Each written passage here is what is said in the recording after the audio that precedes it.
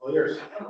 Well, good evening, everyone, again. I'd like to call to order a joint meeting of the Norwich Public Utilities Board of Commissioners and Sewer Authority for Tuesday, April 21st, 2026. In order to effectively run the meeting online, I'd like that everyone to announce their name and title before speaking if they're joining us via WebEx. Anybody on WebEx? Looks like just that. Okay. All right. So we'd like to go to item number 2. Any members of the public here in person or online who would like to address the board. And I'd like to remind anyone who would like to speak tonight that this is time of public comment, not discussion or back and forth with the NPU board. New issues raised by the public during this period will be considered by the board in consultation with the staff at the appropriate time. To be respectful of everyone's time this evening, any public comment should be limited to 3 minutes for anybody who is here from the public who would like to speak. No? Okay. Staff, yes. Perfect. So we'll move on to action item number 3, that's the approval of the minutes. I'd like to now accept the motion to approve the minutes of the last regular meeting of the NPU Board and Sewer Authority meeting on Tuesday, March 24, 2026. Was there a correction on the subcommittees saying there was no alternate member to? We're gonna, we'll get to that when we get to election of officers, just because it was already, that was a good catch, Bob. It was already published, so the easier thing is just to change it in here rather than in Simone's defense. I forgot to tell her that, so.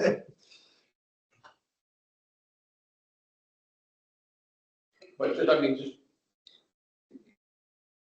CMEC historically has had alternate members, and they did away with the alternate members at the end of 2025. So that's no longer, I don't think. Get a confirmation here. No, we're just talking about the revision to eliminate the alternates.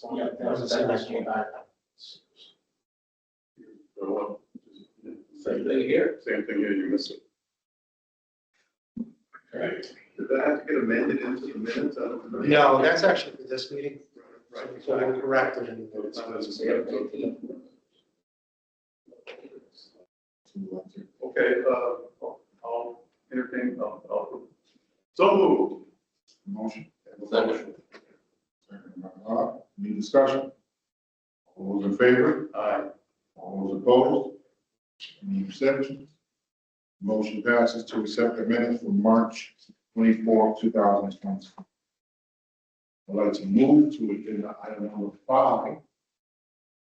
Just for explanation, Bill's going to be a few minutes late, so we figured we'd hold off on the election of officers and subcommittees until Bill arrives at his request. And move to number 5.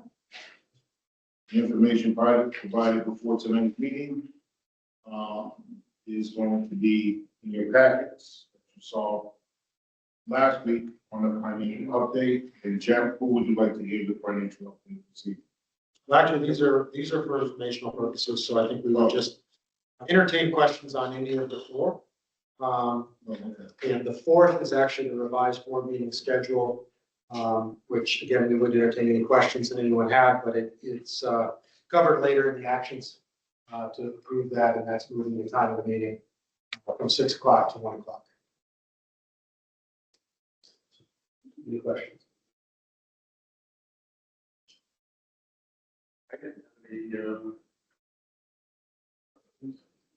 So. Okay. What's up? So we're to action item number 6. See my question? All right, all set, okay. All right, I had to peruse through this quickly to make sure it wasn't saying anything controversial with David here. Okay, I think we're okay. All right. The CMEC board met on March 26th. The board met at the Convex facility in Burlington, Connecticut. Convex is the regional ISO New England grid operator for Connecticut and portions of Western Massachusetts. At the meeting, CMEC reported that February was a semi-bad month for the hedge. Similar to last month, extreme cold weather caused the load to be about 18% higher than budget. And overall system demand raised all prices, resulting in the members' residual cost at $102 per megawatt hour versus the budget, which was $82. For the month, 22% of the load was covered by the spot market at $152 per megawatt hour. On February 8th, the coldest day of the month, they had LMP was peaked at $300 per megawatt hour. So not as bad as last month, but not a great month for prices. Member power cost of member return for February was $162 per megawatt hour, with 10% above the deviation to benchmark. Of the $162, $18 of it was from ancillary costs that were budgeted for 7. As we talked last month, they were $43, so they came down from 43 to 18, which is an improvement, but still above the budget. On the project side, the project portfolio was below budget by 37%. Microgen had another so-so month at 34% below budget. The monthly peak hour load was correctly captured in February 8th at 6 o'clock in the evening. However, 4 units were not online due to transformer maintenance in Groton. Several units ran at reduced output, and 1 did not run at all due to load restrictions. As we discussed last month, I requested CMAQ add an agenda item at one of the spring meetings to discuss improvements to microgen for increased capacity factor, included but not limited to more reliable switchgear and emissions equipment. And lastly, CMAQ reached final agreement with the Union Trust Insurance Company on a settlement of all outstanding legal fees associated with the directors and officers policy, where roughly $4 million were outstanding, and the legal wrangling had reached an impasse. CMAQ held firm and provided the final proposal for all outstanding payments, including interest, and Union Trust acquiesced. Note 16 of the 2025 financial statement provided a chronology of all the legal maneuvering that transpired from the federal indictments, after the federal indictments arrived at CMAQ on February 8th, 2018. So over 8 years ago. And the last sentence of that note reads, quote, CMAQ and the insurance carrier reached a resolution of the litigation as well as all other outstanding claims between the parties, as a result of which CMAQ will receive reimbursement of all legal fees and expenses that were previously advanced to the defendants. And with that result, the long and unpleasant saga of the so-called Derbygate scandal is finally over. $1.2 million inappropriately spent, federal indictments, guilty verdicts, prison time, and a $10 million bill for legal fees. Through the tireless work of David Meisinger and CMAQ staff, not one penny of those legal bills will be charged to the ratepayer. That's all I had. Got a question. Yeah. I want to put it in the simplest terms I can. How much money did we actually lose because of their actions? And what were we reimbursed for legal fees and everything? We got all the legal fees back, but Like $10 million. $10 million total in legal fees that were spent by the defendants that should have been paid by the insurance company. Right. They refused to pay. We went back and forth, like I said, for 8 years.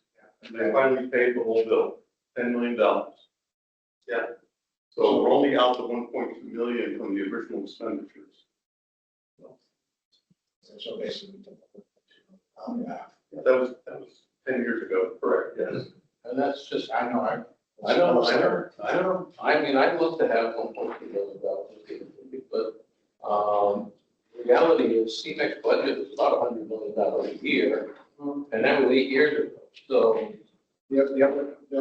The thing that I wanted to say was it worth more money spent to try to get the money back than it was for the money? Well, if we had to spend the $10 million, you could make an argument that it's not a good deal. No, I would argue that you have to do it. You have to spend the money to get justice. But we got the money back. 10% loss. Something $1 million. What, the budget? Like 30 years, 100 million? Great. Yeah. Dave, you want to clarify? Yeah, I can comment on that. So first of all, the 1.2 is a good approximation of the money that was spent for those 4 years of trips. Only one of which in the criminal court was actually found to be crime. And so that approximately 300,000 of that was actually or will be returned to CMEC in the form of restitution from the 3 convicted defendants. But so there is, some money out there that was spent on those trips, but according to the criminal jury verdict, it wasn't a crime. Now you can question whether it should have been spent or not, and it's gone by that. As far as the 10 million, that was not spent to recover that. That was, there's never been a direct CMEC action to do that. The 10 million was spent based on an obligation to pay for attorney fees and related costs associated with performance as a CMEC officer or director. So that was an obligation that CMEC had, that the insurance company was supposed to back up, which is why we had that policy. So we had to front the 10 million, which was solely spent on those 5 gentlemen who were indicted in their criminal court costs. And that was all reimbursed. And so they're separate costs. It wasn't that we chose to spend 10 million to recover. We had to spend 10 million on defense costs. And for certain separate. And Dave, maybe you can clarify this for us, and for me, I'm not sure about it, but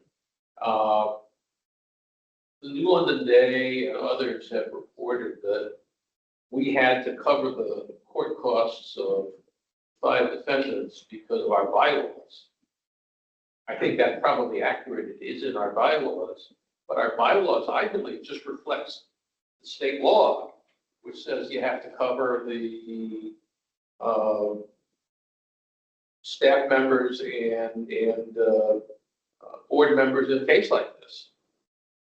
Yeah, there is some discretion, but the way our bylaws have read at all relevant times, including now, is that yes, it is an obligation that's on bylaws, which, again, is kind of a appropriate public policy choice. I'm sure none of the gentlemen on this commission would want to be, if you were named in a lawsuit against Norwich Public Utility Commission, to have to front your own costs for just doing your job, which I think is kind of the general default.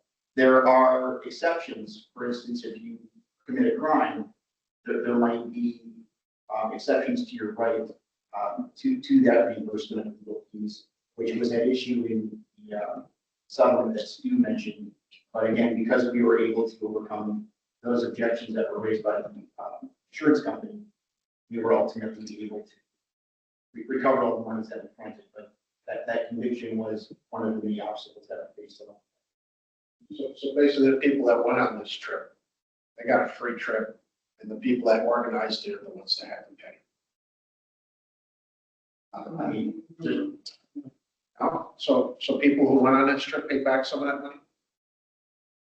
I think there were 1 or 2 people, but again, I'm not defending any of that. I'm not here to say that the result, I'm just reporting on the result. I know, I testified at the legislative office building to keep you guys going. The key legal distinction, though, is that CMEC didn't authorize the trip. I mean, that's the important thing. I mean, there was no board vote that said, Yeah. we approve this trip and we're going to send these 5 people to The sticky point for me was that one elected official paid back pennies on the dollar because the ethics committee said that, oh, you only have to pay up a certain percentage of the salary. And I mean, a thief is a thief. Whether it's a percentage or not. You stole, you stole. Because this is other people's money. It's not our money to play. This is not a charity. Oh, I agree. It's not somebody's slush fund or anything else. It's people in Norwich's money. And I think there is one final, I don't final, I think you say final, one additional financial dimension to all of this, and that is there apparently is going to be an effort to eliminate or reduce John Bilden's pension. I had an update on that in executive session. We probably should be cautious because this is all recorded in perpetuity. Yeah, I do have an update. There are some things I need to share with you confidentially. Okay. I'll share them in executive session. Well, Bob, where you're going, let's move to number 7, which is the Economic Development Subcommittee, if you're ready to. Okay, well, if I had to use one word to what's going on in economic development and administration. The focus most recently of the Economic Development Commission committee has been on the former computer sciences facility in the Norwich Business Park, currently the doing business is DXC. And we have been told that DXC is closing effective in September. I presume that's still the case, but they clearly are closing. DXC currently pays Norwich Public Utilities something like $2.2 million a year. It pays the city of Norwich something like $1.8 million a year in property taxes. Those property taxes are mostly on leased equipment as opposed to physical building. And of course, with our 10%, that means that the city is getting north of $2 million in total revenue. We had a meeting here, I don't know, 4 or 5 weeks ago with Mayor Singh and City Manager Solomon and Kevin Brown from NCDC all attended, as well as Bill Wazika and the NPU staff. And we are continuing to have all sorts of problems reaching anyone at DXC in their Virginia headquarters to tell us what their plans are, when they're going to close, are they going to sell, are they not going to sell, are they going to do what Freeport McMoran did and just sort of let the building stagnate and do nothing with it, or are they going to move it? You know, I provided some information to the committee and I think to the board that Freeport McMoran and DXC are vastly different positions. Freeport McMoran staff is quadrupled since they closed the Norwich facility. Now, it wasn't because they closed it, but since they closed it. DXC staff is going down. They're being recommended as a sell by a lot of the advisors. You know, they're not going to go out of business tomorrow, but they have financial pressure. So the idea that they can just allow the facility to remain idle is pretty remote, I think. Simultaneously, we were told that the state of Connecticut currently has 2 data centers. One, amazingly, in Springfield, Massachusetts, and the other one at the Pfizer facility in Groton. The Pfizer-based facility is closing at the end of this year, and they're going to be looking for a new home. So that presented a sort of, gee, here's a trade-off. But again, we're having all sorts of trouble getting information about that. Now, we do understand that the governor is requesting either $32 or $34 million for a new data center. But also, from what we've been able to read in some periodicals, the state data center in Groton is 9,000 square feet. If the state's going to spend $34 million on 9,000 square feet, I want to do a deal with it. And I know Jeff has gotten some additional information. Why don't you?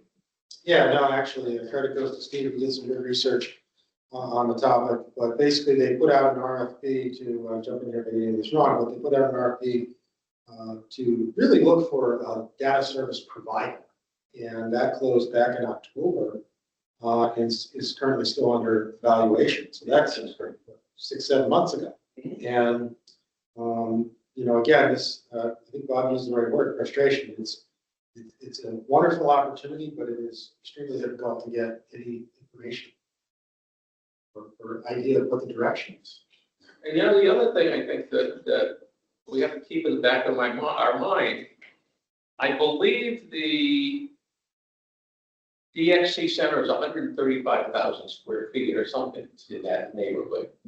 So it's not like a hyperscale data center or anything of that sort. But if you read the headlines, if you read what's going on in the state of Maine and other places, there's all sorts of opposition to new data centers. The data center, the DXC data center in Business Park was originated 50 years ago when Electric Boat decided to build it as their data center. It was greeted with such enthusiasm that the Norwich Chamber of Commerce, which normally named local people the Citizen of the Year, instead named Governor Grasso the Citizen of the Year for having led the development of the data center. The data center has been an integral part of the Norwich Business Park. It has expanded physically. For a while, it also had a facility at the top of the hill at the American, what do I call themselves? It's up at the top of the hill. It's one of the other facilities. So, I mean, it's never had any opposition that I'm aware of, including from Cambridge Estates, which is just on the other side of our LNG tank and power units. So, I mean, to the extent that and it has a large parking lot. More and more data centers don't use a whole lot of employees. So there's at least the potential to further expand it a little bit. And mid-sized data centers still have functions. Amazon Web Services is the largest data center operator in the world. Their average used to be 135,000 square feet, ironically. They're now 250,000 square feet, but they're not 2 million square feet like some of the hyperscalers are. So one has to believe that there's a special opportunity for someone to take over the DXC center and operate or expand a data center without the public having a cow. It's something that's established in Norwich, it's been accepted in Norwich, it hasn't caused any problems in Norwich. So that ought to be a big plus for us being able to find a replacement. But who knows? I mean, right now, there's not much we can do until we know what's going on. We had talked with Henry Resnikoff, who is a consultant on Business Park North, about also doing some consulting work on this. There are lots of things to find out. What is the support for the data center, and can it support your computer equipment? All of those sorts of things. And we can't get in. So I don't know what's going to happen.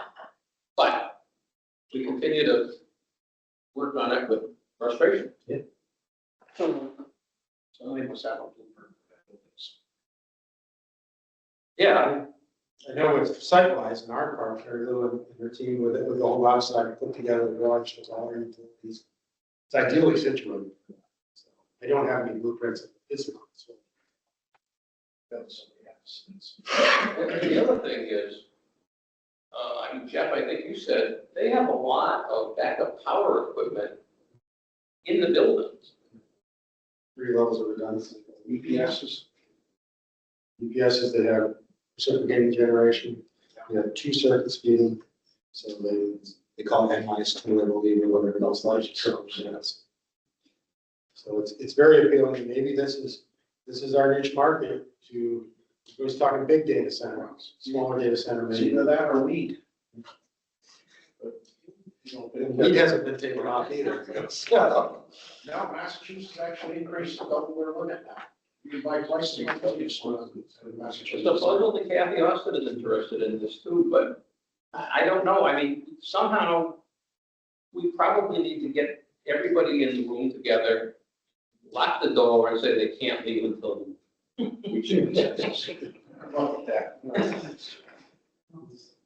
not untrue. And that's my happy report. Good. Thank you, Mr. Barlow. Well, I guess we'll move on to agenda item number 8, which is strategic presentations. We have several. strategic presentation from that. Jeff, where would we like to start? Who do we hear from? So I think the first one, we're going to talk about the technology plan. And this is one where, increasingly things are being driven by technology. We needed to really get a comprehensive strategy, strategic plan, if you will, to address technology. So we hired a vendor by the name of Katama, and working with them is Erin Kitt, who's here with us tonight.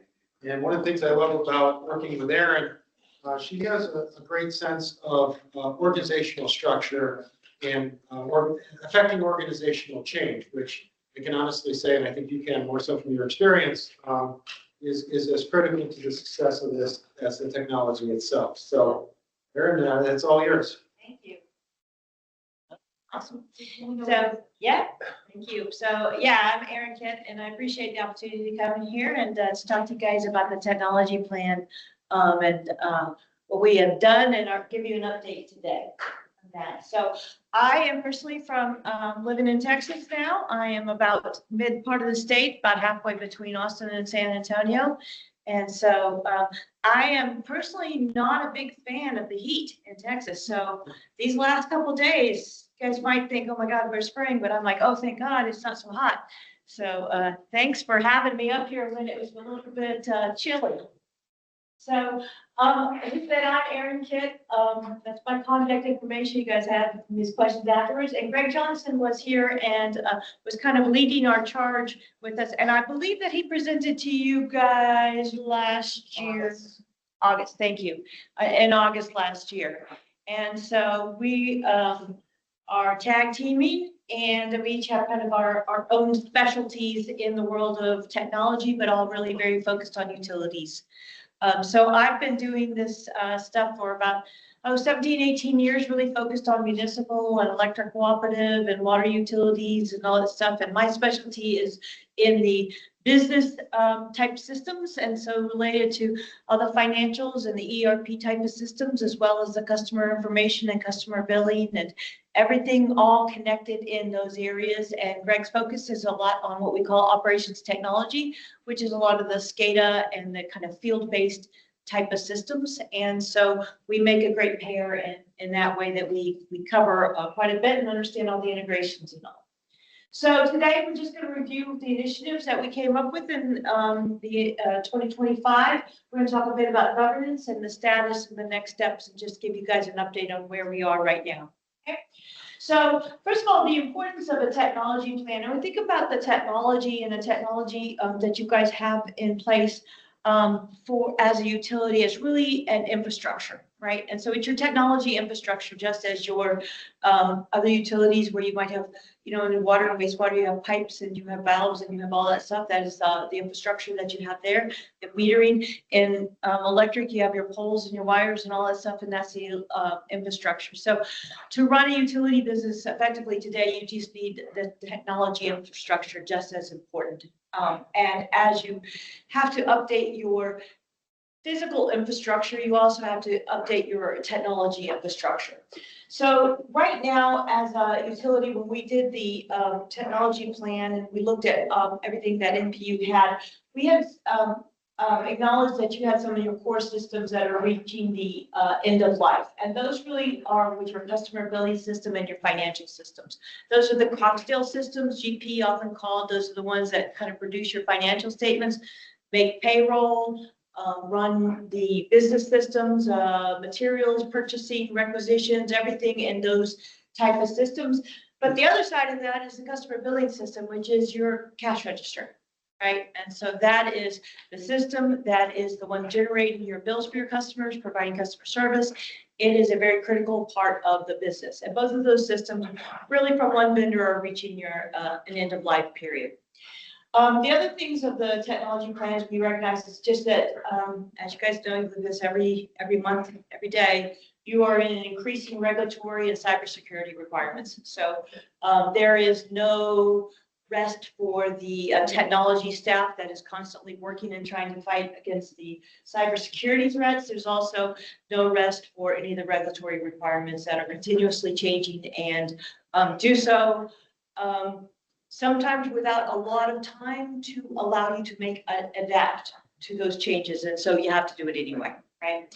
In addition, your technology is critical to business and operational infrastructure. If you're sending people out in the field to do work, your technology is what's selling and what you have to do, when you have to do it, what the customer needs. It's all of those pieces as well. Customer expectations of data and self-service are growing. So your customers that were your customers 20 years ago are not the same as your customers that are today. They are not the same as the customers that are going to be in 10 years from now. Those expectations of those customers are very different, and the system that you have is not necessarily aligned well with that. You also have limited integration to aging systems. It's just driving some inefficiencies. So when we did our assessment, and I'm glad you got some printed there because this could be a little eye chart for you, we came up with a number of initiatives here that were really kind of to replace the aging applications. We came up with some initiatives that were improving utilization of the existing applications that you have, because both are important. And we had some items that were really kind of improving the corporate approach for things like data management strategy and planning, and one that seems kind of boring, but it's on the hearts and minds of people, is the document management strategy, because as you can imagine, a utility has quite a long line of plans and drawings and things that are from a very long time ago, and those still need to be maintained. I was thinking about that conversation on the building there for the potential data center, and how that would be, and so kind of pull up drawings and things like that. Well, those documents are long-lived and need to be managed as well. And then we also just have really kind of technology governance. And one of the things that the NPU staff was really telling us this last time is they wanted to really manage their technology in a very structured, uniform way, so that you manage to roll out these technologies as fast as possible, correctly, and not make a lot of boo-boos, right? We wanted to make sure that we had the right focus on the right choices. All of those were the kind of results of our gap analysis. And then the risk of inaction if you do nothing, right, is that basically you're kind of setting yourself up for some system failures and unsupported platforms in the future. There's just an unsustainable position to sit in where you cannot make payroll, at I think it was 2028 or something. There were some days there that had just a drop dead from the vendors on that one. You would, your risk of inactions around the billing and financials, regulatory non-compliance, just basically increased operational costs and a resulting decline in customer satisfaction as well. So those things are things that obviously that you don't want. And technology, as I said, is really kind of your business, because your billing and your billing system and your customer information system is basically leading to the revenue that you guys generate, and your ability to bill those customers for the revenue and also to collect on that cash as well. Financial systems are about fiscal integrity. As a public utility, we are obligated to report your financial statements, and you need to do it as well and accurately as possible. Your operational systems are all about reliability and efficiency, and the data is all about decision making. And so, in this day and time, there's high expectations for having all of those things.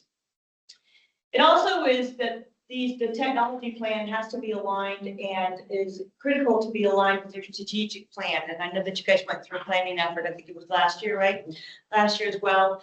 And some of those items that we said to come up of that was improving customer experience, supporting the workforce enablement, and enhancing operational efficiencies. And I can tell you, as we're looking at the technology, as we go forward with this, we're really taking those things to heart. Those things are what matters, and trying to make some leaps and bounds in achieving those strategic plan items. Your major technology initiatives that we are looking at, and the ones that we're looking at for now, are your customer information system, that's your customer billing system, the financial system replacement, the SCADA system for the electric system, and that is the technology that really runs that electric grid, your distribution network, and the technology governance implementation. So how do we manage the technology? How do we go through this process? How do we get to a point where you're really looking at it as an infrastructure over time? Just to jump in real quick here. Yeah. So what blows me away about this is, without the first one, you can't create a bill or do any customer service. Without the second one, we can't pay a bill or pay anyone. And without the third one, we can't run any of our operations. So we're talking thousands of staff hours, a lot of money. I mean, this is, just to even get it on one slide is. Yep. I just want to impress the enormity of, we have no choice. I mean, this stuff is, it's like your laptop is expired, it's no longer supported. As soon as it gets the first virus, it uses, right? Yep. So anyway, that's why we're investing so much time and energy in this. Yeah, it's one of the things like when, Microsoft says, yeah, Windows 10, we're not supporting it anymore. There's other systems out there in the world, some of these that are running this said, when we get to this day, we will not be supporting that system anymore. You're on your own. You may not even be able to run it. There won't be a license for you. And so as a business, can't get to that point, right? Because you need that cash register flowing. So, yeah. This SCADA system, is that something that the state requires us? Is that our own system or is that something that we maintain for, We maintain that. but that's our system? It's our system. We And develop. what that does is it manages and monitors the grid. So even in the water space, the gas space, the wastewater space, it manages your assets, it monitors your assets, and it also, I'm gonna say, detects any issues Okay. as things occur. So you're alarming, let's say a pump station goes offline, it will automatically alarm you and say, hey, we have an issue. On the grid side of the house, it will control or manage your assets such as, your voltage on a line, things of that nature.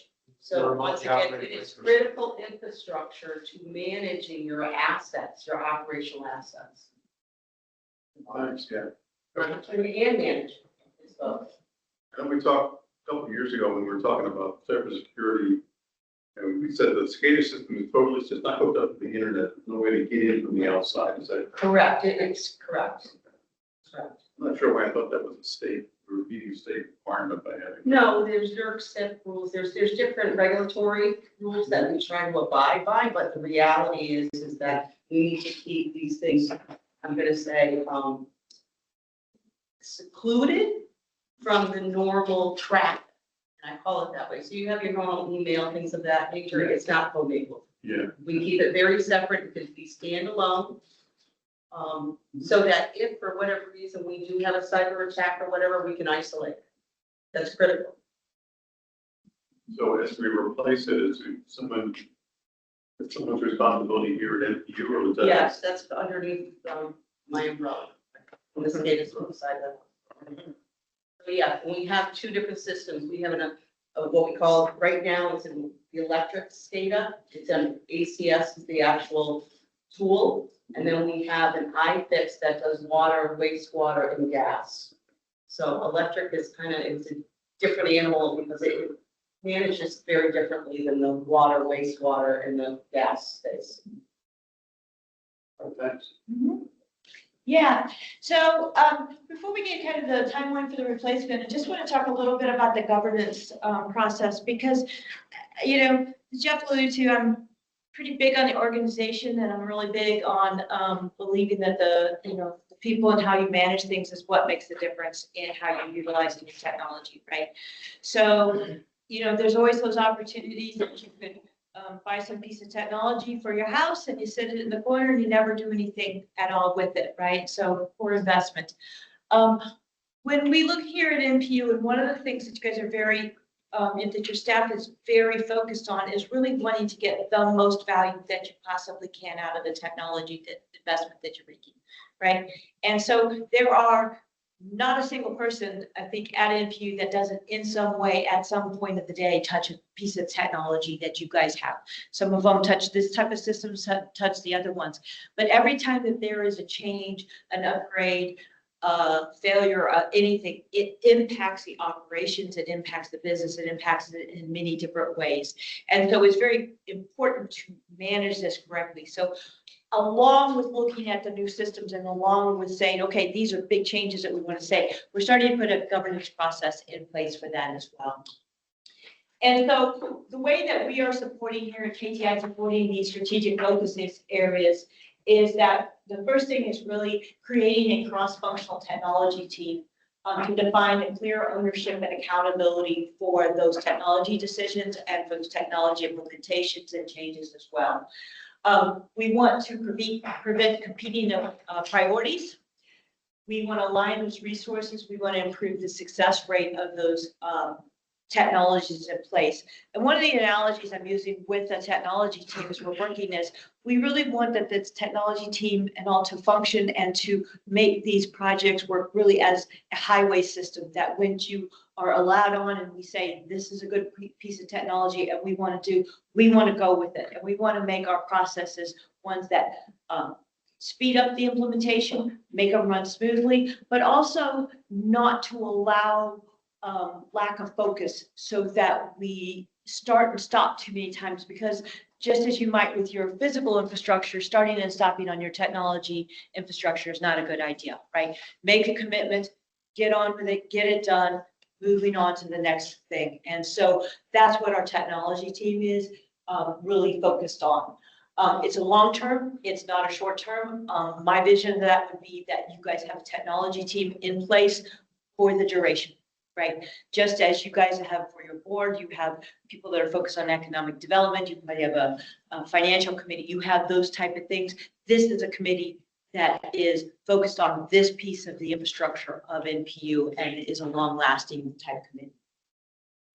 And it's going to be working to prioritize those technology initiatives and the execution of them based on what resources you got and what your strategic plan and your initiatives are as well.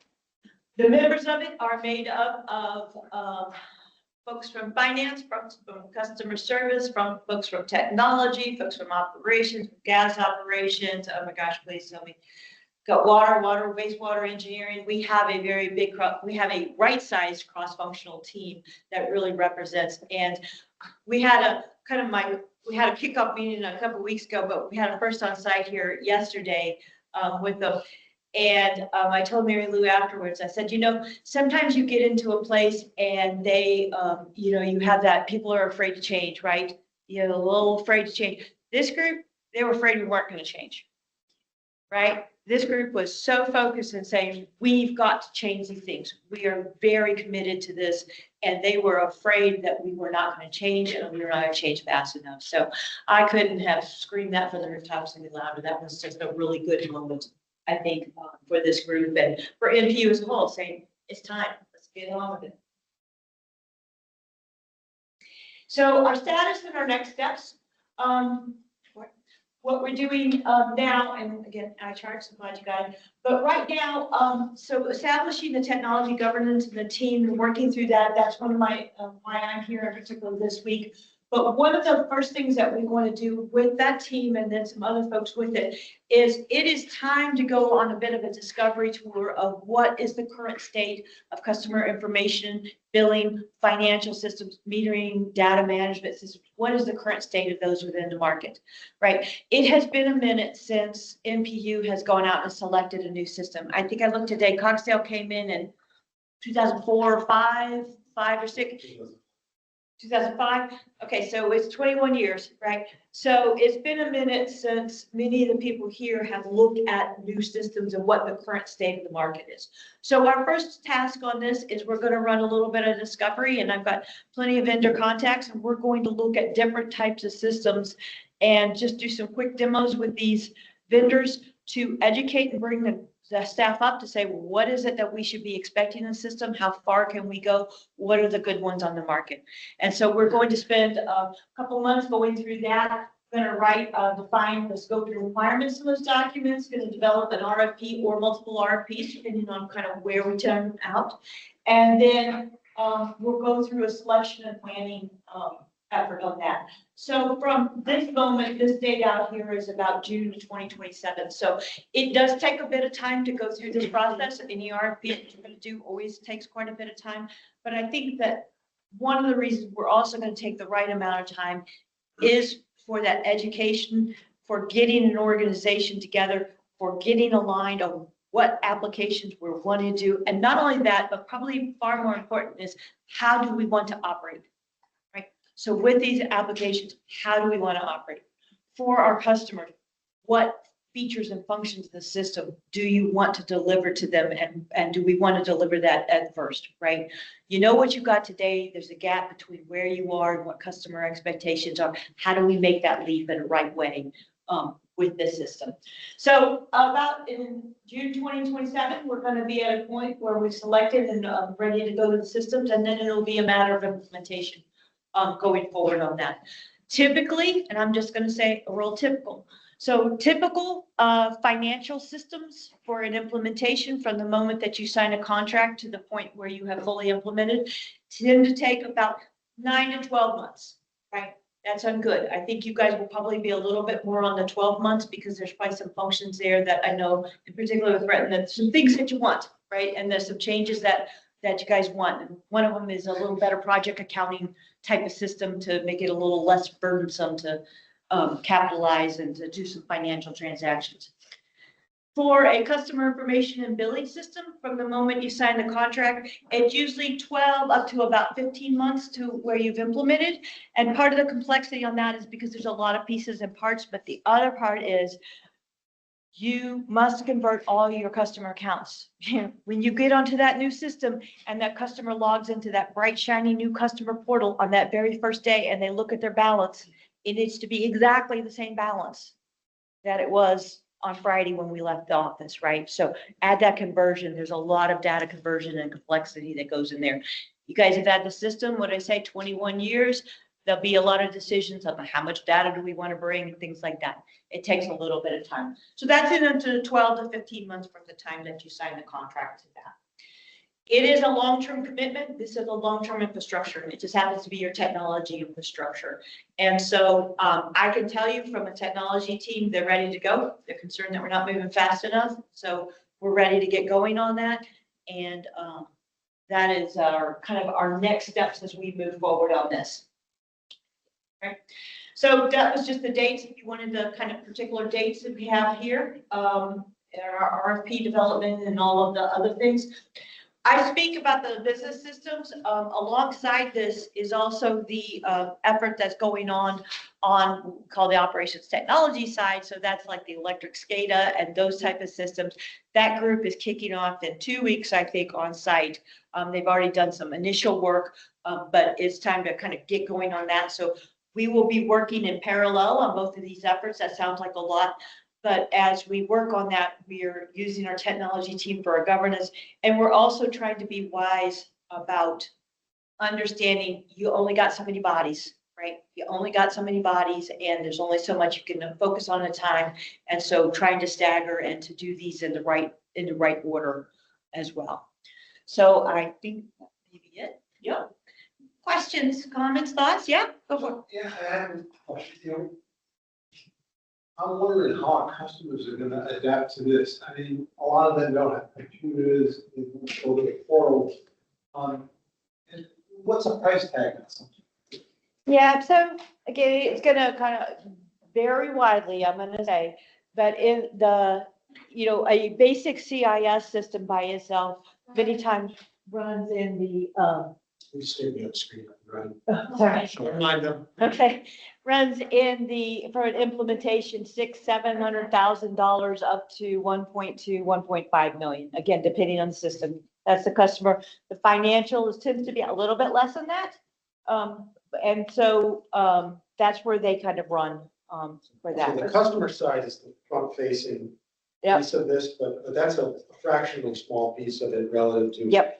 Really, what we're focused on is those 3 engine room items. So it's a customer information system that we personally use to provide customer service. Then you can put that functionality on the top. And that's one of the things that Mary and her team, it's everybody from walks through the door and works with paper to people who want an app and don't have any direct interaction. So, but that's the forward facing. We need to build the foundation first, right? Exactly. Then we put the first floor on and then et cetera. So that's really, and the thing that scared me when I first heard about this was we have systems that are critical to the function of our business that are empty. And once they hit that, like, we can't conduct business. And so thanks to Aaron, you and your team, but our internal team as well, making good progress on making sure we meet those deadlines in order to do that. So Will there be a lot of training staff. Oh, yeah. Well, there's people that plan their retirements around this stuff. There will be people that plan their retirements around this, but there is plenty of training and some things that will be required. But I think, you know, even beyond the training, there has to be some level of getting that commitment to change, right? So I said within the technology team, we're all in, right? Like, oh, can't wait, right? But for many of the staff members that have been doing their work in this way, it is a big change. There will be training, but there also has to be commitment, right? This is one of the reasons we selected Tom and with Aaron in particular. It's very important to me and to the staff that we approach the human element as well, right? So it's not just a computer system, but it's implementing it efficiently, making sure that people are trained, comfortable, and secure in their job, right? I want everybody to want to come work. And I don't want you to be scared to come to work. I don't want to be scared. I've joked about the retirement, but I think you got to Well, retire. and usually there's a couple people that will plan the retirement around the change of a system. Seriously, I would consider that.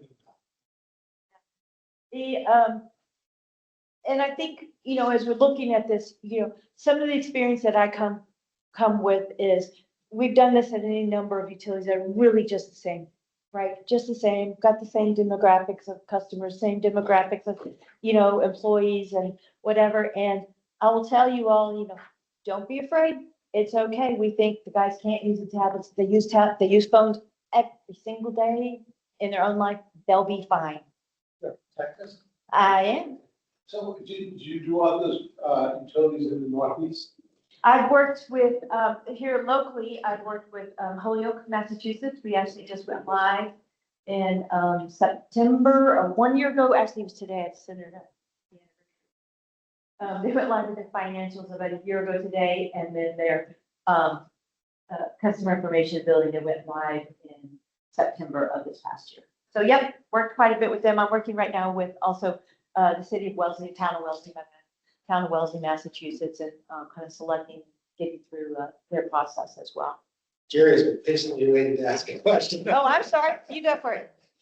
My previous employer did a lot of software with SAP. Oh, yeah. Their maintenance. Yeah.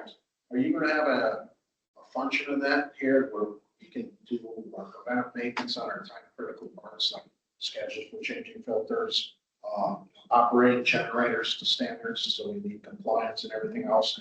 I know that SAP did that all for me. Yeah. Employer.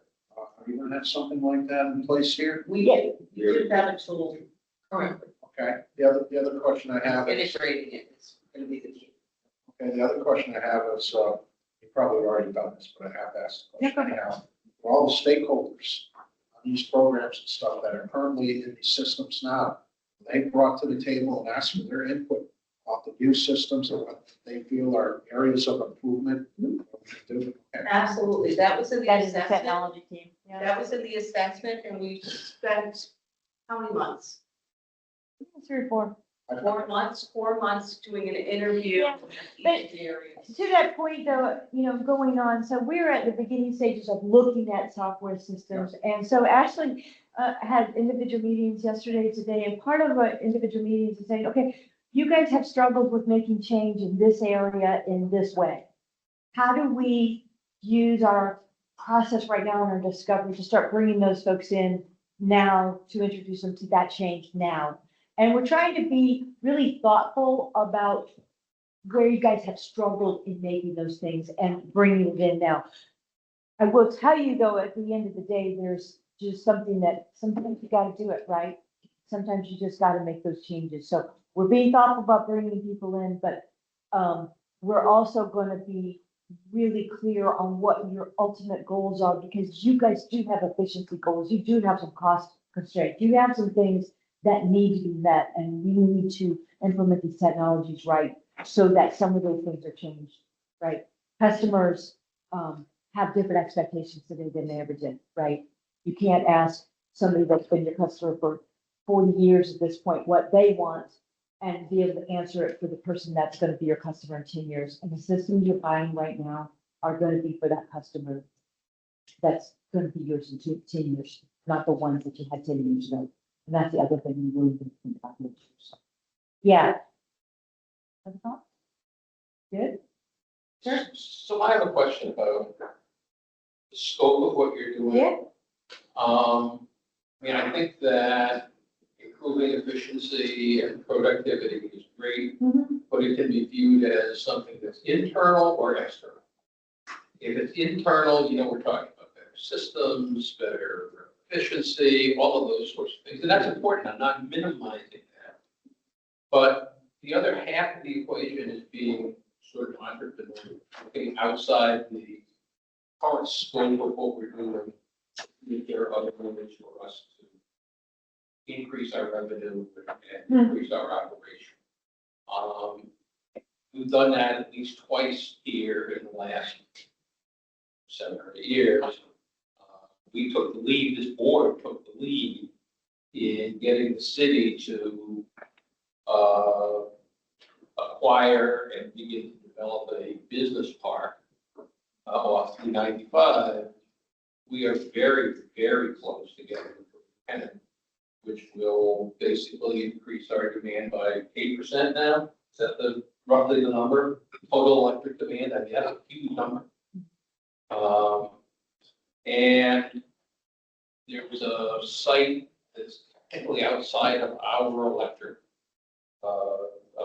territory, but that we used to service to, that is in Preston.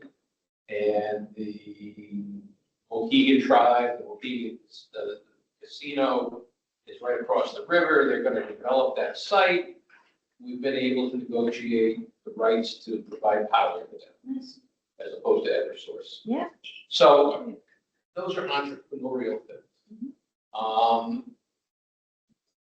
One of the things we really screwed up on in this for our time, over time, is that Groton Utilities bought Bosra Utilities, which is immediately adjacent to Norwich. I mean, it's a much more holistic acquisition than Groton has. We didn't do it. We weren't in the market. We didn't think about it. That would have been a great opportunity.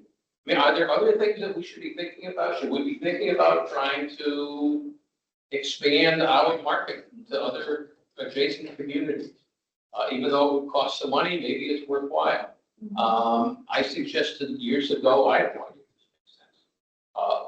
I suggested years ago that since we probably only serve half the population with gas in Norwich, that maybe we ought to look at buying a propane distributor, rather than trying to put pipes in every street that doesn't have them. Yeah. I don't know, I have no idea if it's a good idea or bad. My point is, it's important for us to have that sort of entrepreneurial vision and consideration as much as it is to have an efficiency, internal efficiency. Yeah. And so my question is, do you guys do that? Yeah, so, I'm on the business of like going out and getting you guys electric customers or, acquiring territory, but let me tell you where the technology meets that. In order to make good decisions, you gotta have good data. You gotta know your customers, you gotta know what your load is, you gotta know who you're serving, who you're not, who's your top 10, you gotta know all of that sort of stuff. And utilities that struggle with the day-to-day, like I am so buried in the paperwork, I am so buried in my daily process, I am so buried in this. They are transactional and are not able to take that step back and to have the data and to have that foresight to go do that. And so one of our goals here is really to take away the busy work that some of your incredibly smart people are doing on a daily basis and get them in a position where there's data and tools so that they can make good analysis and get the data that you need in a way that you need it, in a timely manner that you need it. The other thing many of the customer information type of systems are doing, they're moving up from just a CIS basis to what they call the CRM, customer relationship management, type of system, like Salesforce and some of those other ones. But really looking at key accounts and looking at some of your big account holders and how do we continue to expand that, and keeping good records on all your customer communications and your work with them. So whether it's the lineman that's going out there and having some conversation and, they had blinks, I think that's time blinks are, had blinks, had something that your ability to understand what that is over the long term, as well as maybe one of your executives or one of the board members going out and having lunch and having a conversation about how can we help you more, how can we expand your use, how can we electrify some of your stuff. Those are all information that you really can keep and to do in CRM. And I think for you guys is your platform right now is keeping your very, very smart people working on the transaction so very hard that they don't have time to step back and do the work that they know they could be doing to answer the questions that you really do have that gives you those opportunities. Regulatory is a huge component. And regulatory is a huge one. And I think the staff time consumption is increasing consistently. And Yep. so if we can be more efficient on that. Staff, Do the good work. That is a big focus, right? So the more efficient we staff to have, Yep, the better that works. yep. My question to you is that, is this system more of a working system or is it some ERP system as opposed to? So the ERP system that we tend to get through in utility space, particularly in municipals, are generally built for the utility space, not totally generic to anybody or everybody. So a service provider is not the same as utility. You've got a lot more infrastructure, you've got a lot more stuff. But where customization I want to hit on is I really emphasize to people is buy a good system, buy a good vendor, let's choose wisely, and then work to adapt your processes to what functions within the system and don't write a lot of custom code on top of that, because that gets you stuck. And that gets you stuck for 10 years. So definitely focus on systems within your utility space that are good, but then accept them and understand that you can change it. We struggle with smart. We struggle. We customize everything. Yeah, I understand. Yeah. That's what I was asking. Yeah. Yeah. Well, I guess my other question is, how do we incorporate the reality of AI and our technology and versus, forecasting, given training that we see, in the energy spaces, it's something that our technology is being as well. So Yeah, so a lot of the vendors are coming out kind of with their own AI type of things. The areas that you see a lot right now is what they would call the operational analytical areas. And so that has to do with, you get a lot of your metering data, you get some of your SCADA data, you get some of your transforming data. You get things there and you use your AI to do a lot better prediction and identifying faults before they happen, identifying problems before they happen. I would say the same would be on the water and the that you have it. I would see a lot of, kind of fondness on the other side. Sometimes customer service is all about people. Right? It's about that person. Yeah, you see more of that. But I do definitely see the AI side on the operation, and analytical side, right there where it hits your metering, where you got to upload the data. Right. I guess the other question is, service. Chatbots, help answer some of those basic generic questions so that we can free up time for some of your directors to be able to Yeah. multi-function tasks. I think I'm just gonna ask the question on this one is that I think is a more strategic question for a utility is when your customer calls, what experience do you want them to have? And I'll say that definitely an Eversource or something like that is going to have one answer. I don't know that NPU wants to have the same answer, and I'm not promoting one way or the other. I'm saying this is definitely a strategic decision one has to make. Because utilities like you guys, you're part of the community, you want to be part of the community, and those chatbots don't feel the same. So that's strategic. So there are definitely ones that can do it, but I think that's the question is, do you want to? No, I'm not. Yeah. I don't want to say like we're trying to push that to replace anyone's job or anything like that. That's not what I'm saying. Yeah, I just realized that sometimes they answer very simplistic, basic they questions do. that can save some time as opposed to time. Yeah, So that's. there's a lot of kind of the, Yes. even the phone payments, if you're doing the online stuff, it takes care of a lot of that stuff. But yeah, I'm with you on that. I haven't seen one of my small utility clients really jump in there. And in fact, most of the softwares have actually even a chat function that I think customers would really like. So I can chat on my phone Sure. back and forth to a customer service rep to a person Sure. on it. I don't find many of them actually want to do that either, and I'm not quite sure why they don't want to do that, because I can tell you there's a lot of 20-something-year-olds, yeah, a lot of As long as 20-something. you have choices. As long as you have choices. That's what Sean's gonna do too. It's Yeah, like, yeah, maybe you press two to work with extra, okay, fine, what are you doing? to keep yeah, it from do the whatever back? you want to You do. always get to the right. Yeah, yeah, but I think some of those things are, definitely end up being that strategic, how you want to do it. Sure, because you're talking about CRM. Yeah. Functions. It's very helpful, for especially like pushing notifications. Yeah. You know, for some of our customers. Yeah. You don't know what the CRM is. Essentially, it's how we stay in front of our customers. So this daily basis, maybe a form of communication for. First, we're able to be able to use some of our. Yes, we have our one app. It's part of our technology. That would be something you choose on, right? There will be some that have their own app, and there's some that I would call be, they're browser based and they're mobile enabled, right? So they adapt. It's choices, but yeah.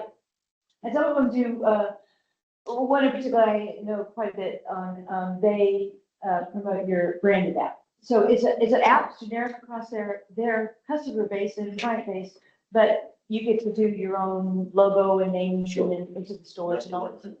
Yeah, yeah. Okay. Done with my questions. Thank you. I just had a quick question Yeah. on logistics. So you work with NPU to put together, based on your understanding, where you think software needs to be not only today, but 10 years from now, Yeah. say. But then you go out and you help NPU write RFPs to go hire somebody else to go actually work, you make the software the way. So, yeah, so I work with clients to kind of go through this process, to write the RFP, to go help select, and then many times, well, I think about every time, I work with them, once we sign the contract, to go through the implementation all the way through to the life. But you've chosen a vendor, and the vendor would be in charge of their part of the project, but I work as, the advocate, your person on behalf, as kind of a project manager, to make sure you get through there smoothly on time and on budget. I understand. But the software that we'd be buying or the package we're buying, is it custom software or is it, It would be specifically for utility right, and then configured for you. configured? Configured for Not you. a one-only software, it's Configured something for that you. other people would use. Yeah, But it's configured to what we want. yeah, That's what I was It will asking. be branded NPU, it will be, yeah, but it's configured to, you've got 4 utilities, definitely got to configure that. You wanted your billing statements to look like that, definitely got to have that, right? So it's configured to what you want. I think the difference here, if I understand correctly, is that in the past, what God's doing is he customized that system almost to the point where we built it around our business processes rather than assessing our business processes and how they fit the two. So I know one of one strategic directives this time was, hey, let's see what we can do to make our business processes, to the extent that it's not disrupting to the organization, fit Mhm. the tool. Because the problem with customization is every time you're going to do an update, then right, you gotta fix it. So it's. Yeah, yeah, and Yes. That's my question is. This is the technology upgrade, does it save us the money? The answer was like average. so. Yeah, I deal with a lot of utilities that are very sensitive and never will promote the fact that they are ever gonna lay anybody off as a result of any thing that we do. And that is to a client, but never been. However, I also work with a lot of clients that are in very fast growing business. And Texas is not known as got a lot of fast growing. And so what our focus is there is we want to be efficient because we do not want to continue hiring people to do the same thing. So you get more efficiency with the same number of people and the ability to serve more customers, more dollars, more all that stuff with the same number of people that you have. So yeah, it's, direct cost benefits. I don't know. That's one that gets kind of hard, on these type of replacement projects. But that's kind of where we see it is, particularly if you're growing, is how do we not have to hire a person, right? That we might have to fire later or might have to do whatever. How do we keep it on the people that we got? I keep going back to the regulatory. Yeah, It's do that, do all the fine things you gotta efficient do. function, but also Yeah. it's not practical to travel. Yeah. Stuff, and Yeah. so. So we won't have an ROI calculation, right? With the positive, cash flow at the end, that's not the thing, but we will definitely, be looking and trying to say, okay, how much do you spend right now on your financial, on your system? And we will have that comparison to which, where you are today, what would a project cost, and what would be your ongoing maintenance costs after that, after you transition. Yeah. Gentlemen, thank you. I appreciate it. Thank you, Art. Thanks, Aaron. You're welcome. So I'd like to circle back to action item number 4. Reconstituting Board of Commissioners. City Charter requires an NPU board to reconstitution at each time a commissioner is appointed or reappointed. Bill Rosita was recently reappointed. Congratulations. As a board of the city council, we must vote in our officers for the year ahead. For our officers, we will be the chairman, a vice chairman, and a secretary. Once nominated, we can vote to approve all 3 nominations in a single vote. So, go down the line. Is there anyone that wants to nominate themselves for the chair? Give you Sean Bennett. officers. Damn. You know Made it too easy. Stu says he's the nomination and Bill says he's second. Have a conversation with you guys later. that. There are now need for the vice chair of the NPU board. Well, I was nominate Bill. Bill Wazinka, Second. second. So Bob Staley nominated Bill Wazinka and seconded by Stu Peter. There were nominees for secretary of the NPU board. Nominate Stu. Stu, Jerry. Jerry's one. Secretary, yeah. Are you serious? You ever seen my handwriting? No, you don't have to write anything. That's why we got some wrong.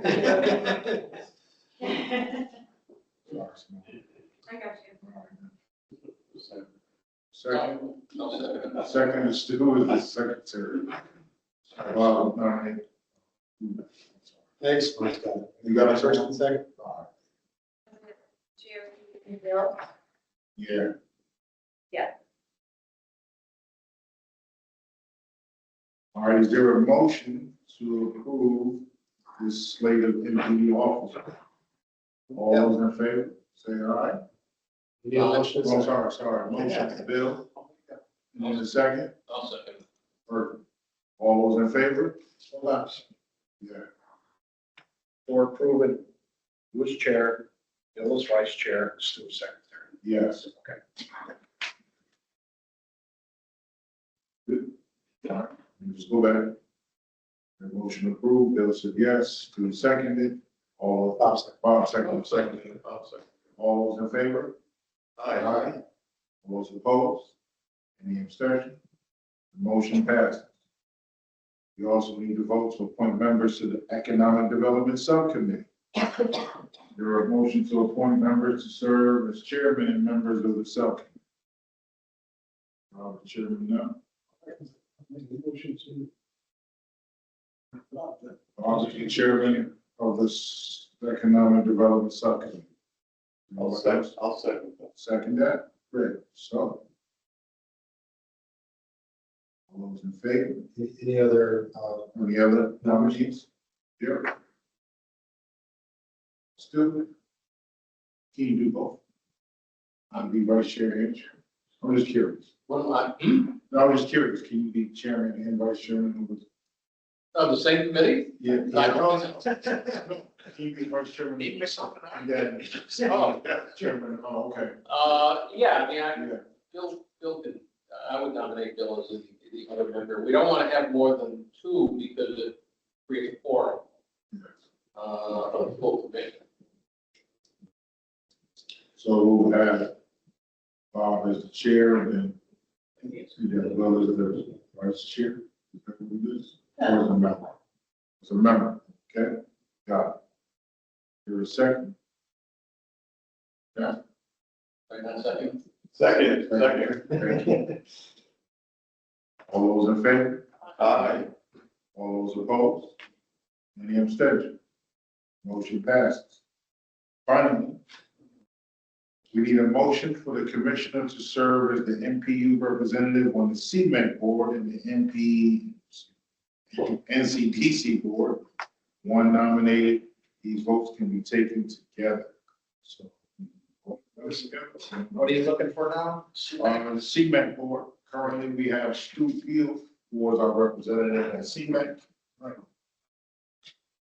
Make a motion to have students. Second the motion, is to the CMEC. And then we have on the NCDC board, I believe we have Bob Staley, correct? It's a motion. I will second it. Okay. So at this moment right now, we have Stu Peel as the CMEC board, we have Bob Staley as the NCDC board. Go ahead and leave nomination for these two appointments. The second, all those in favor? Aye. Aye. All those opposed? Any abstentions? Motion passes.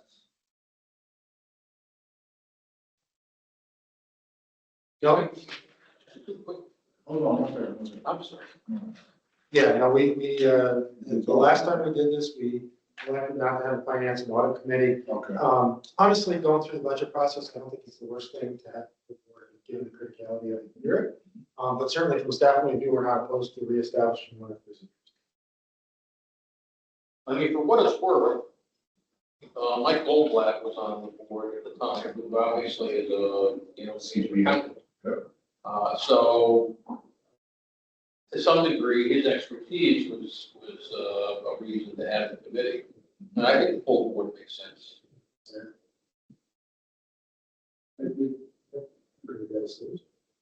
Okay. So, Do you have I'm another? sorry. I mean, two quick comments. I mean, one is, our bylaws say that the officers of the organization, including the chairman, should serve for 3 years as a maximum. And this is your second, there'll be a third coming up. We can change the bylaws if you want to stay on for, an entire century. Talk to you later. My simply point is, we should all sort of keep that in mind. Oh, no, for sure. That was. And secondly, I'm nearing, I've got one more year after this. So I'll be 78 when that happens. So my chances of being reappointed to NPU are pretty remote. So at some point, we're going to have to be thinking about a representative to NCDC as well. That's the thing, we got fresh blood with Mr. Jerry, so. Well, yeah, I used to sit on NCDC.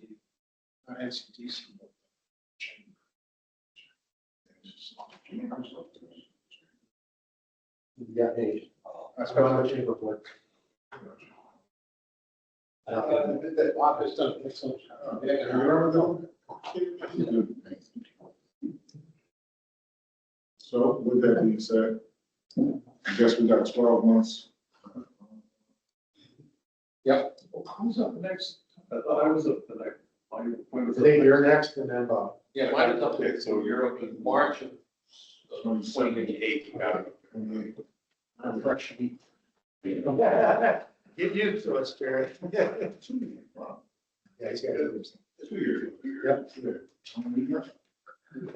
My appointment. Yeah, you can do it. Okay, gotcha. Okay. And go, let's just- All right, so, we did number 5, we did number 6. Back to. I think we're back to number. No, yep, so Eight, excuse me. So I'm gonna jump in here because I apologize because this meeting's all over the place tonight, but when Dave and I originally talked, I put his update of wholesale energy market update, given some of the things that Stu has given us some great insight into at CMEC. I wanted Dave to come and speak in more detail on this. Once we got into the development of the presentation, we both agreed that this would be more appropriate in executive session just because it's proprietary in nature. So at the will of the board, we have two options. We can either go into executive session twice tonight. When the first time, let him do his thing, and actually he's got one more thing to talk about. Contracts, maybe just knock those two out, and then that way Dave can go.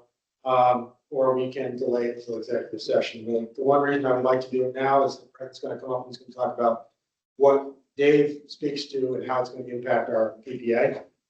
So it would flow better. So if there's no opposition, we'll go into executive session.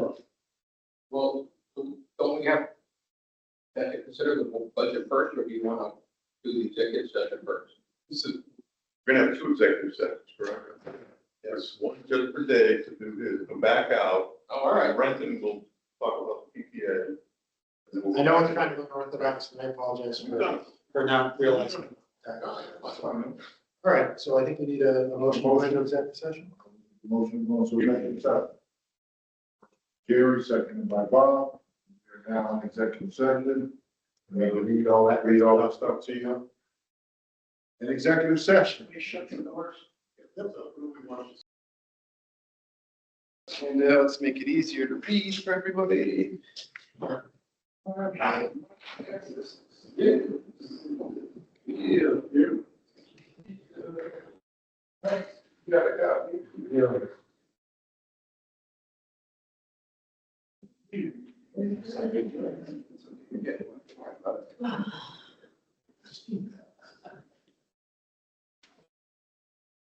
right, out of risk of not touching the board and complicating this any further than needs to be, I'll take a seat. So just kind of piggybacking on the conversations from the executive session, conversations that we had back in February where we talked about energy costs over the winter when we were kind of right in the middle of it, and some of the updates that Stu was giving over the last couple months with CMEC. The question is like, well, what are we doing with rates in order to respond to the changes in the energy markets? So I'll start with the PPA. So as we said, right, there's been significant stress on wholesale energy markets, both on the gas and the electric side, and they are very commingled, especially here in New England. Energy costs projections for fiscal 26 were above budget, needless to say, and as always, energy costs are a direct pass through. Whatever our costs are then passed through down right to our customers through these PPA and PGA rates. So our current energy adjustments, they're not collecting enough revenue, meaning, our cash reserves have significantly decreased during these peak winter pricing months. And as you saw previously, the future projections of energy costs remain significantly elevated. Just to give you some context, it's really been since about 2021 or 2022 that NPU has realized such a significant volatility and peak market prices and demand. As some of you may remember, when we were in the middle of the pandemic and we were in the middle of not just the pandemic, supply chain shortages, the Russia-Ukrainian conflict kind of kicked off, and there was just a lot of uncertainty in the energy markets. We saw, record high pricings, very similar to what we saw this past winter. So from a purchase power perspective, purchase power funds, cash, NPU cash, decreased by $5 million from November 2025 to March 2026. Most of that decrease occurred from December to February period. I have some graphs that I'll show in the next couple slides, which is just wanted to kind of put that order of magnitude out there. Next slide, please. So the way that we're responding is we're going to increase the PPA by almost 3.5 cents effective June 1st. The current PPA that we've had in place, I believe, has been there and has been stable and remained unchanged for about 3 years now. So a lot of bill predictability there. We also plan to utilize rate stabilization funds during this time in order to mitigate the impact to our customers and restore, purchase power and rate stabilization fund balances, back to their target levels per our policy, over time, roughly over the next 24 months would be the plan. As always, we continue to monitor and analyze PPA, PGA, rate stabilization fund balances every single month, reforecast every single month.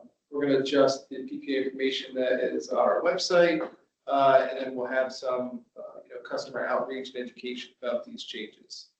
The average electric residential customer is expected to see an increase of about 13.5% to their monthly electric bill, just over $20 a month. Any questions on PPA energy costs? We got a couple of graphs just to optically kind of show you what has happened. So I know this is relatively small on the screen and maybe even also small in the packet. The black line represents our cash balances for PPA funds. What NPU maintains on hand is 90 days cash on hand. The rate stabilization fund held with CMEC makes up the other 90 days cash on hand for a total of 180 days cash on hand for purchase power expenses, consistent with our cash management policy. You can see how steep that line decreases from the November timeframe all the way through to March, really representing the peak purchase power costs in a given month. The month of January itself, purchase power costs for NPU were just under $6 million. That is, I think that's well above 2 times what a monthly average is on a normalized annual basis. And this is the true look of the PPA, absent before using any rate stabilization funds. You can see that even with increasing the rate by 3.5 cents and bringing it up into that 7.5 cent range, it will take well over 2 years to restore the funds lost and still maintain energy and still recover for future energy costs. That doesn't necessarily put us in a great position to be prepared for next winter. If it's cold or global conflict or whatever the market signal is that there seems to be so many different ones as the past couple of years continues to drive the volatility. But we certainly want to make sure we're prepared to handle that volatility, especially during these peak times next winter. So what we did here is strike balance. So we're going to use rate stabilization funds. We're going to increase the PPA to recover for that. We're taking a bill. Dave's giving us projections for next winter. I mean, his team, they are not as high as this winter, but they're higher than they have traditionally been. So we're trying to strike the middle road here. I think what Brendan's trying to say is we don't know what we don't know. But based on what we know, this is the most prudent path. Not a good path. Trying to replenish the queue. Exactly. Because if it were to happen again right now, we'd be smacked. Next slide, and we can, we'll show you the rate stabilization fund. So as we discussed, we plan on utilizing some rate stabilization funds. The plan is over the next 12 months to use about $2 million. So you see, purposefully driving or bringing the funds, drawing them down to below what our target balance is, right, in order to restore our own cash on hand. We have a lot more control over the rate stabilization fund, right? It's a lot more predictable. We're going to draw out X amount of dollars per megawatt hour. We're going to put in X dollars per megawatt hour, right? The load forecast that CMEX team has and that we do are quite good to where there's not a lot of deviation between what we plan to do and what actually kind of occurs there. So with this, by drawing down this $2 million, we'll still take roughly a 24-month period to replenish it. Hopefully when purchase power costs are lower in the future. I say hopefully because, we obviously don't know what those would be at this point in time. But what it will do is really accelerate the recovery of NPU funds from, say, a 2-year window to potentially, a 12 to 18-month window. If things are as we forecast today, which it won't be, but it will put us in a much better position to weather volatility for next winter compared to, say, not using rate stabilization funds. So, any questions in regards to purchase power? All right, next slide. So we'll go right to PGA. Just at least wanted to break them up, just be, felt like it'd be a little bit of a easier of a continuation here. So the conditions in the energy markets for wholesale natural gas, very similar to electric. We've talked about them for a few months now. Very similar story, right? The cash utilization, right, has resulted in need for a rate change. Expenses have been higher than the purchase gas and recovery that we're getting from our customers and our rates. Long-term gas costs have remained relatively stable, but they continue to be quite elevated compared to recent history. We have recently put out a final renewal proposal from our asset manager to get the last year what that asset management credit is. As you may remember, we had historically low costs about 2 to 3 years ago, where we were getting $7.5 million credit for 2 years every year. The most recent, or in the current annual contract we're in, we're getting about $3.5 million. Not certain what we will get for the next year, but we do know a lot of things have changed, and the pipeline operations have significantly changed as well. So we will see. But at the end of the day, purchase gas funds decreased by about $2 million in that same winter time frame, November to March. So if I can go to the next slide, please. So next steps, increasing the PGA by just over 10 cents effective June 1st. We're going to continue to leverage our supply diversity, storage, LNG peak shaving, and asset management agreement to keep costs as low as possible, for the customers, and restore and maintain PGA fund balances for our policy. And then say they monitor, analyze monthly, put out this information out on our website, educate and provide outreach to customers directly. The average gas residential customer is expected to be a 5% or under a 5% increase, just over $5 a month for this change. So, any questions? We can run the chart real quick. So this is the look at the chart. So, I think one of the important things to realize as you're looking at some of these charts, how quick those cash reserves can pay, how fast they can be. As we said on the electric side, we had $6 million fly out the door in almost 3 months. We had $2 million leave the bank here on the purchase gas side in about a 2 to 3 month window as well. The bulk of it really happened in that January, February timeframe. So maintaining adequate cash reserves is really paramount to kind of get through the winter. So a little bit unlike electric, we're not below our target. We may dip below our target with this rate increase, but it does put us in a good place where it seems like the long-term outlook is pretty stable for a while at these rates. In both gas and electric, we still are remaining very competitive to the eye of view. I think 10 to 15% on gas, about 10% on the electric side, even with these increases. One would think Eversource is not fully insulated from these markets either, right? They operate in the same area that we do. If our costs have increased, good chances are their costs have. Wait to see what their generation rate comes out at. It should be improved in the next couple of weeks by PURA.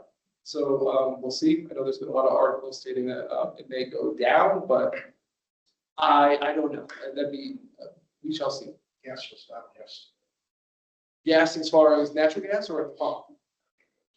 Yeah, to be honest with you, natural gas has been pretty low. Natural gas has been pretty low across the country for since about March. Who knows what it'll be tomorrow, because the market just tanked like nobody's business. I just looked at the stuff and it's terrible. Natural gas? Stock market. Oh, sure. Crashes. Potentially, yeah. I mean, I'm well versed in the natural gas space. Like as far as the stock market itself, like I'm not as keen on, but That's what drives our prices for natural resources. yeah, it can be. But Speculation. I will say it's like the gas prices have been quite low here domestically. As soon as that cold weather stopped, gas prices went back down to normal sub $3 market. Yes. How do our resources compare for purchase power to purchase gas, given the fact that we have two reserves for purchase power. We have one at CMAC and we have one at NPU. And for gas, we only have one of it. There's no CMAC. Sure. Well, the methodology is the same. It's identical as far as physically where the funds are. The only difference, like, they just so happen to be in two different bank accounts on two different books on the electric side. But if you take a look at it, this is our entire cash balance for gas. So you essentially depleted, we were over recovered, you depleted essentially half of it from where I can see here. And then we'll start building it back up again. On the PPA, we have the funds at CMAC. We actually have two separate funds at CMAC, one directly intended for that, one that could potentially be used for it, that help insulate. Having said that, when you look at the impact of, Brett and I were talking earlier, because I've been driving him nuts learning all the different details about this, but it's like, we used to have these 10-year events, right? Where you had something go crazy and we had this Stu says up like a rocket, down like a feather. Great, we're good for another 10 years. Now it's every 2 years or every year. And then we had COVID, we had Ukraine, we have now this cold winter, and we have the Iranian situation. It's one thing after another. So I know at least keeping me up at night, because this is a great time to be a GM 3 months into your career, right? And I'm looking at the largest. Yeah, no, it's crazy. No. So anyway, to answer your question, that's a good. Sue, I think, or not Sue, sorry, Mr. Staley, I think another great point to your question would be is that by having these funds on the electric side split, like 90 days at CMAC, 90 days at NPU, when we do realize these sort of cash shortages, right, or a quick depletion of cash on the gas side, that restoration of cash can only come from customers. On the electric side, though, we can react very quickly and draw down a rate stabilization fund to keep our books whole, and then develop a more long-term plan to restore the money on the CMEX books, which we have full latitude to do. You know what I mean? So the reaction time is kind of quicker. You know what I mean? From that perspective, I mean, if that wasn't the case, like, we would be saying like, oh, we need $8 more million on our books at a minimum every single year. So the method is the same, but there is some benefit to that segregation. Okay. All right, I know we're closing in on 9 o'clock. You got no more questions? Yeah, just a quick thing. I'm glad that we had the guy come in and explain all the stuff to us and that worked. It filled in a lot of the holes. That's why I'm sorry about the executive sessions. We have to hear that first. Very good, thank you. Thank you, Brian. Thank you. Very quickly. So we call it skip, and then we start over the next week. Respect.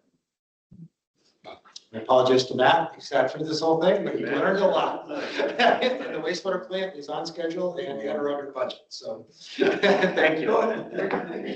Sorry, no, you just.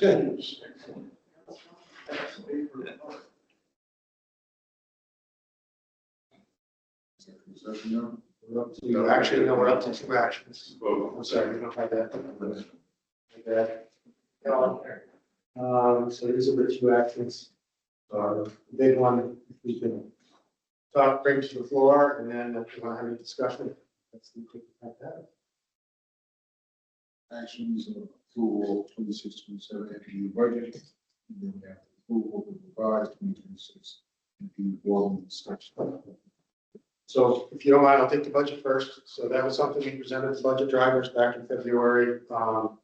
Presented the entire budget last month. And then I know I've had a couple of questions on that, but if there's any further discussion, now it's a good time for that. And then just understand, you don't have to approve that tonight. It's either tonight or in the May meeting, either one works. But I figured I'd throw it on the agenda. So we're going here. I can say we reviewed the budget 2 or 3 times. Yeah, it's not. I move that we approve it. Jerry? second, I'll second that one. So, we got Jerry first.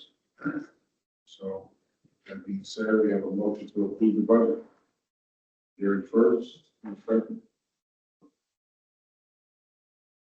Any discussion? All those in favor? Aye. Aye. All those opposed? Abstentions? Motion passed. 26, 27. Mr. Clerk, getting Bob made the motion, I seconded it. Sorry. That's all. Vince, He took the bull by the horns and he. it kept us moving. I'm going to speak for the staff here. The next one is one of our personal favorites. Moving the board meetings from, there's a revised schedule on page 15 of your packet, which essentially same dates, different time. So everything's good.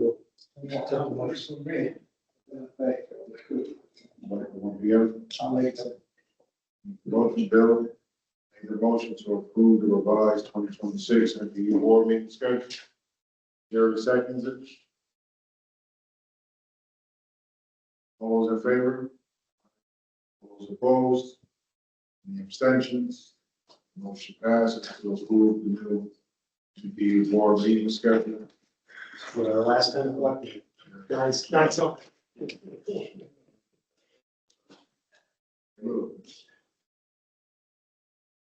Then go into executive session.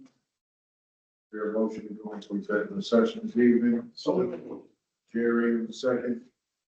We will now go into executive session. Unfortunately, To discuss confidential trade secret and commercial valuable confidential or proprietary information not subject to inspection or public disclosure pursuant to section 1-2, 105 and 7-232A of the Connecticut General Statutes. This information is commercially valuable, confidential, proprietary, is not subject to public disclosure pursuant to Public Act number 98-212 to discuss personal matters of an employee or employees and or public officials pursuant to Chapter 14, Section 1-206 A of the General Statutes. Now, in executive session, please refer to your schedule in executive session. for this one, I'd like just to adjourn. I'd like to make a motion to come out of executive session. Bill, Jerry, executive session close. We can make a motion to be adjourned. Jerry, Bill, adjourned. Have a great night. Thank you. Jerry, Bill. Thank you. Thank you. Sean, well, next time you want me to be in, I should something, yeah, something. I guess I don't you put in no holes unless I know I'm David. That's one thing I've got. Bob got you. He won't let you jump that deep. No, but he can't see squat today.